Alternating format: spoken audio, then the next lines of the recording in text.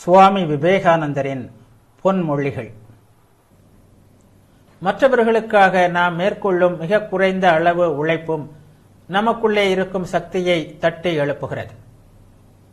எழுந்திருங்கள், தேச முன்னேற்றம் என்னும் சக்கரத்தை நகர்த்துவதற்கு உங்கள் தோள்களை கொடுங்கள். இந்த உலகத்திற்கு நீங்கள் வந்திருக்கிறீர்கள். உங்களுக்கு பின்னால் நீங்கள் வாழ்ந்து மறைந்ததற்கு அறிகுறியாக எதையாவது விட்டு செல்லுங்கள். என் மகனே, மரணம் நேருவதை தடுப்பதற்கு இல்லை. கற்களைப் போலவும் கட்டைகளைப் போலவும் சத்து மடிவதை விட வீரர்களைப் போல இறப்பது மேலானது அல்லவா? வாழ்க்கை என்னும் கத்தி துருபிடித்து அழிந்து போவதை விட தேய்ந்து அழிவதே மேலானது.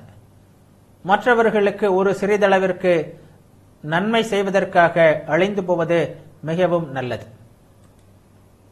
கண்டனம் செய்யும் சொல் எதையுமே சொல்ல வேண்டாம். உதடுகளை மூடிக்கொண்டு உங்கள் இதயங்களை திறந்து வையுங்கள். நீங்கள் ஒவ்வொருவரும் நாட்டின் சுமை முழுவதும் உங்களின் தோள்களின் மீதே சுமத்தப்பட்டிருப்பதாக எண்ணிக்கொண்டு இந்த நாட்டின் கதை மோட்சத்திற்காக பணியாற்றுங்கள். வேதாந்தத்தின் ஒளியையும் வாழ்க்கை முறைகளையும் வீட்டுக்கு வீடு எடுத்து செல்லுங்கள். ஒவ்வொருவரிடமும் மறைந்திருக்கும் தெய்வீகத்தன்மையை அதன் மூலமாக வெளிப்படுத்துங்கள். உங்களுடைய நரம்புகளுக்கு முறுக்கேற்றுங்கள். நமக்கு தேவை இரும்பை போன்ற தசைகளும் எஃகை போன்ற நரம்புகளும் தான். காலமெல்லாம் அழுது கொண்டிருந்தது போதும். இனி அழுகை என்ற பேச்சே இருக்கக்கூடாது.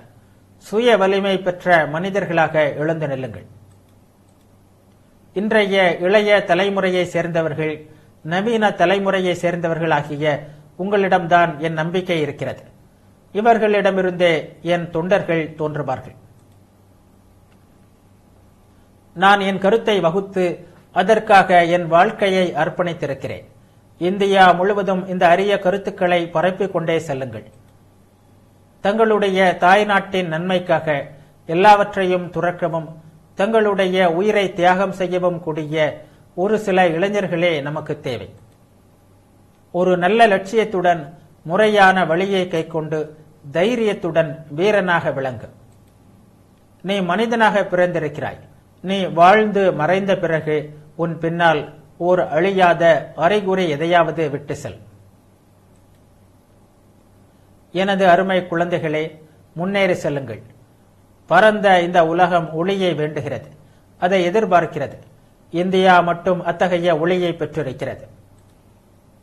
எனது வீர குழந்தைகளே, நீங்கள் மகத்தான பணிகளை செய்ய பிறந்தவர்கள் என்பதில் நம்பிக்கை கொள்ளுங்கள். வெற்றிக்காக, உண்மைக்காக, மத உணர்வுக்காக துணிச்சலாக போராடுபவர்கள் சரியான வழியிலேயே போகிறார்கள். அதையே வேதங்களும் போதிக்கின்றன.